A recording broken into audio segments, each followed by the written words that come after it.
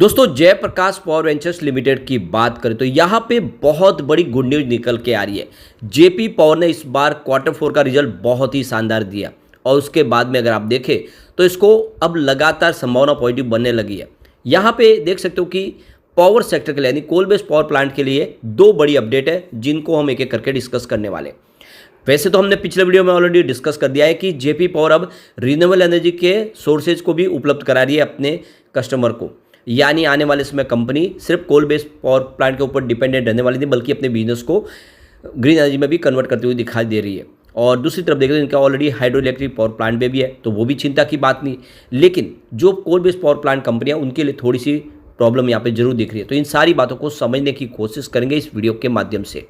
लेकिन फ्रेंड उससे पहले अगर आप पहली बार हमारे चैनल पे आए तो चैनल को सब्सक्राइब कर दीजिए, एक बेल आइकॉन दबा दीजिए ताकि जब भी नया वीडियो बने पहला नोटिफिकेशन आपको मिले। वीडियो पसंद आए तो लाइक से जरूर कीजिए। चलो फ्रेंड्स वीडियो स्टार्ट करते हैं। मैं हूँ आपका दोस्त एस बी दवे और हमारे अपने चैनल ऑनलाइन कमाई में आपका बहुत बहुत स्वागत है। तो सबसे पहले कारोबार की बात कर ले। सैटरडे को स्पेशल ट्रेडिंग के तहत दो बार बाजार ने शुरुआत की थी और उसमें कुछ तेज़ी देखने को मिली है। तो स्टॉक 19.90 पर आ चुका है और 2 दिन में यानी फ्राइडे और सैटरडे में मिलकर 5.01% की तेज़ी बनी। अब यहाँ पे सैटरडे की बात करें तो इंट्राडे का लो 19.80 का था और हाई 20.30 का था, यानी 20 के स्तर को फिर से छुआ इसने। क्लोजिंग 19.90 के आसपास रही, यानी लग रहा है कि स्टॉक फिर से 20 को क्रॉस करके अब एक बार फ्रेश हाई बनाने की तरफ आगे बढ़ेगा, क्योंकि इसका 52 वीक का जो लो है वो 5.55 का और हाई 24 का है। तो अभी उस लेवल से 4 रुपये नीचे है, तो लग रहा है कि जल्दी ही उस लेवल तक पहुंच सकता है। सबसे जो बड़ी बात है कि इसकी जो ऑल टाइम हाई है वो 143 के आसपास की है, जो 2008 के पहले आई थी। उसके बाद में स्टॉक में लगातार गिरावट शुरू हुई। इसने ऑल टाइम लो रेंज 35 पैसे की बनाई है। तो संभावना क्या है फिर से 100 को क्रॉस करने की, उसको समझेंगे। अब इसकी परफॉर्मेंस को देखें तो पिछले 10 सालों में इसने 9% की तेज़ी बताई है, यानी जिसने 10 साल पहले इन्वेस्ट किया उसको कोई खास इसमें रिटर्न तो नहीं मिल रहा है, लेकिन जिसने पिछले 5 सालों में इन्वेस्टमेंट किया होगा वो मल्टीबैगर रिटर्न का हकदार बना है। 654% का बम्पर रिटर्न दिया है पिछले 5 सालों में। 2 ईयर की बात करें तो 187% का रिटर्न मिला है, लेकिन पिछले 1 साल में 250% की ज़बरदस्त तेज़ी बनी है। पिछले 6 महीनों में 37% दौड़ा है और पिछले 1 महीने में 16% की तेज़ी बनी है। 1 वीक की बात करें तो यहाँ पे 10% की ऑलरेडी तेज़ी बन चुकी है, यानी रिजल्ट के बाद स्टॉक ने फिर दौड़ना शुरू किया है। अब यहाँ पे जो बड़ी अपडेट निकल के आ रही है, जयप्रकाश पावर वेंचर्स लिमिटेड ने अब पेपर के अंदर एडवर्टाइजमेंट दी है जिसमें इन्होंने अब अपनी जो कंपनी के जो रिजोल्यूशन है उसको प्रस्ताव को शेयर होल्डर की रजामंदी लेनी है और इसके लिए उन्होंने कट ऑफ डेट भी दे दी है और वोटिंग के लिए कब डेट खुलेगी वो सारी जानकारी यहाँ पे पेपर में दे दी है, जिसमें आप देख सकते हो कि बहुत सारे टाइम्स ऑफ इंडिया भोपाल, इसके अलावा बिजनेस स्टैंडर्ड दिल्ली और दैनिक भास्कर न्यूज, इस तरह से अलग अलग हिंदी इंग्लिश पेपरों में इन्होंने इसकी जानकारी शेयर की है लोगों के साथ में। तो यहाँ पे देखो कि 18 मई 2024 से ही वोटिंग लाइन खुल चुकी है। अगर आप भी शेयर होल्डर है जेपी पावर के तो आप इसमें हिस्सा ले सकते हैं और अपने वोटिंग राइट का इस्तेमाल कर सकते हैं। ये जो वोटिंग लाइन क्लोज होगी वो 16 जून को 2024 को होगी और 17 जून को इसके रिजल्ट का ऐलान हो जाएगा।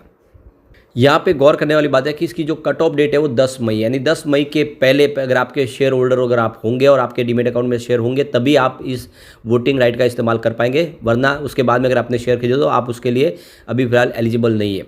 और आपको अपना वोटिंग राइट का इस्तेमाल जरूर करना चाहिए, जो भी प्रस्ताव है उसमें अपनी राय जरूर देनी चाहिए। अब देख सकते हो कि इस बार जो क्वार्टर 4 रहा है बहुत ही बेहतर रहा है। रेवेन्यू की बात करें तो 1.51 थाउजेंड करोड़ के आसपास रहा है, जहाँ पे 9.78% की ईयर ऑन बेसिस पे वृद्धि देखने को मिली। नेट इनकम 588.79 करोड़ के आसपास, जहाँ पे 1438% की ईयर ऑन बेसिस पर ज़बरदस्त जंप देखने को मिली। डायलेटेड डीपीएस 0.69 रहा, जहाँ पे 1085% की ईयर ऑन बेसिस पर शानदार वृद्धि देखने को मिली। नेट प्रॉफिट मार्जिन 38.87% रहा, जहाँ पे 1318% की ज़बरदस्त जंप देखने को मिली। तो देख सकते हो कि बहुत ही ज़बरदस्त रिजल्ट रहा है क्वार्टर 4 का।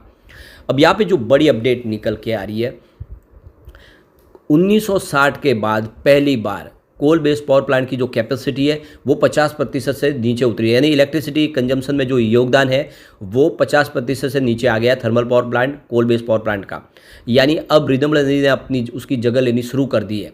तो देखो कि 2024 के फर्स्ट क्वार्टर में देखें तो ये पहली बार हुआ है और एक ज़बरदस्त ये रिपोर्ट भी है, क्योंकि आने वाले समय सरकार भी चाहती है ग्रीन एनर्जी के पोर्टफोलियो को आगे बढ़ाए। तो जो रिपोर्ट निकल कर आई है IEFA की तरफ से, यानी energy economics and financial analysis की तरफ से, जिसमें रिन्यूएबल एनर्जी का जो सोर्सेज है उसका इस्तेमाल 71.5% के आसपास रहा है, यानी करीब 13,669 मेगावाट के power generation capacity green energy के माध्यम से हुई है जून से लेकर मार्च के दरमियान। तो ये समझ सकते हो कि पहली बार 1960 के बाद में 50% से नीचे कोल बेस्ड पावर प्लांट की कैपेसिटी का इस्तेमाल हुआ है, और 71% जो इस्तेमाल है वो रिन्यूएबल एनर्जी के माध्यम से हुआ है।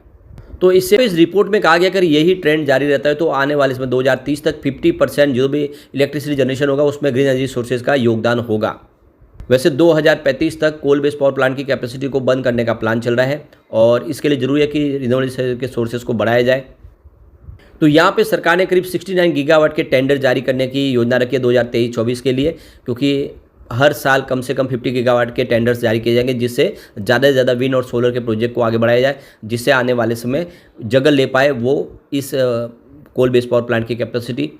एक जो बड़ी अपडेट और निकल के आ रही है, अब जैसे कि कोल बेस्ड पावर प्लांट तो अभी मुख्य जरिया बना हुआ है, लेकिन उसमें भी जो पोल्यूशन है उसको कम करने के लिए सरकार ने एक नया जो रूल्स लागू किया, उसके हिसाब से 5% बायोमास पैलेट्स का इस्तेमाल करना होगा हर कोल बेस्ड पावर प्लांट को। जो भी इलेक्ट्रिसिटी जनरेट करेंगे उसमें 5% का, जो कोल की जगह पे 5% उनको बायोमास पैलेट्स का इस्तेमाल करना होगा। इसको मैंडेटरी किया गया है, और आने वाले सालों में 2 सालों में इसको 7% तक बढ़ा दिया जाएगा। यानी सरकार चाहती है कि जो कोल बेस्ड पावर प्लांट से जो पोल्यूशन होता है उसको कम किया जाए। जो भी एग्रीकल्चर जो वेस्ट होता है उसको इस्तेमाल करना है। दूसरा और भी जो वेस्ट मटेरियल है जिससे इस्तेमाल करने से एक तो पोल्यूशन कम होगा और उसका जो है निपटारा भी हो जाएगा।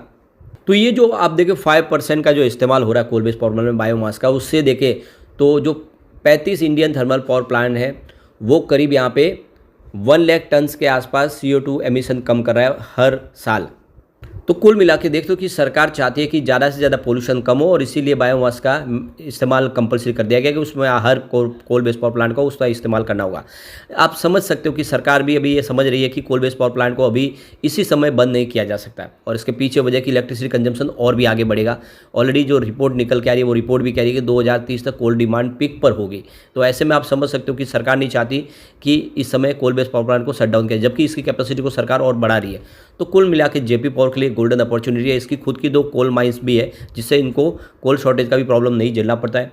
तो कुल मिला के जेपी पावर में आप लॉन्ग टर्म इन्वेस्टर के हिसाब से निवेश करें, यह आने वाले इसमें आपको ज़बरदस्त रिटर्न दे सकता है, और इसके अंदर वो पोटेंशियल है कि ये स्टॉक 3 डिजिट में फिर से जा सकता है आने वाले समय में, निकट भविष्य में, क्योंकि कंपनी ग्रीन एनर्जी के सोर्सेज के ऊपर भी अपना ध्यान फोकस करने लगी है।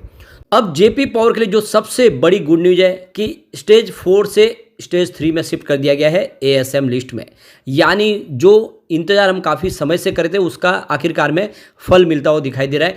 आप देख सकते हो कि ये 17 मई को ही स्टेज 3 में शिफ्ट कर दिया गया है। इसका मतलब ये हुआ कि अब इसमें इंट्राडे ट्रेडिंग हो पाएगी और वॉल्यूम बढ़ता हुआ दिखाई देगा। बहुत सारे निवेशक इसमें निवेश कर पाएंगे और एक राहत मिल गई है, यानी बहुत बड़ी राहत कह सकते हैं इसको कि यह स्टेज 4 से 3 में आ चुका है। तो इसका बेनिफिट आने वाले समय देखने को आराम से मिलेगा। ऐसे में अब चिंता थोड़ी सी कम होती हुई दिखाई दे रही है। तो ऐसे में ये जो छोटा पेनी स्टॉक है ये आने वाले समय एक बड़ा मल्टीबैगर बन सकता है, क्योंकि देख सकते हो कि कंपनी ने अपने कर्ज को भी कम करना शुरू कर दिया है। लगातार क्वार्टर दर क्वार्टर बहुत अच्छे रिजल्ट भी आ रहे हैं। तो इससे बात तो सारी समझ में आ रही है कि स्टॉक आने वाले समय अच्छा प्रदर्शन कर सकता है और ऑलरेडी इसकी प्राइस काफ़ी नीचे है, तो और ज़्यादा गिरावट की संभावना भी कम है। तो निवेश कर सकते हैं इस लेवल पे। तो दाव लगाना चाहिए आपको लॉन्ग टर्म का नजरिया लेके। लेकिन फ्रेंड, कोई भी इन्वेस्टमेंट करने से पहले अपने फाइनेंशियल एडवाइजर्स बड़े ले ले या अपना खुद का रिसर्च करें, क्योंकि मैंने वीडियो आपके एजुकेशनल पर्पज़ के लिए ही बनाया। वीडियो पसंद आए तो लाइक शेयर जरूर कीजिए और चैनल को सब्सक्राइब कर दीजिए। Thank you friends.